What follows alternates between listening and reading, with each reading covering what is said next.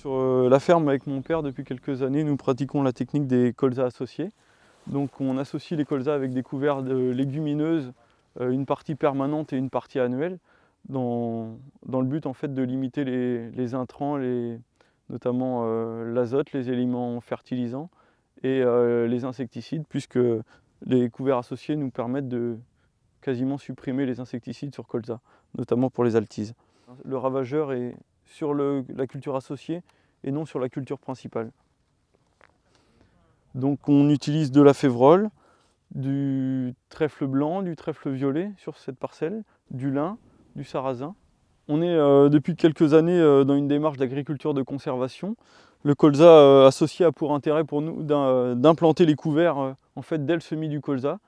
Donc par exemple les trèfles nous permettront à la suite de la récolte du colza, si le temps le permet, de pouvoir faire une fauche en dérobé pour les bovins et ensuite de travailler biologiquement le sol pour la future implantation du blé qui lui sera implanté en direct dans le trèfle vivant. Pour le semis, on a voulu faire assez simple.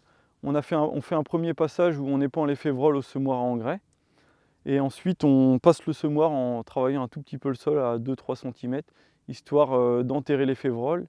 Et on y sème toutes les autres graines, donc le lin, les colzas, les sarrasins, qui sont mélangés à l'avance et semés avec ce semoir.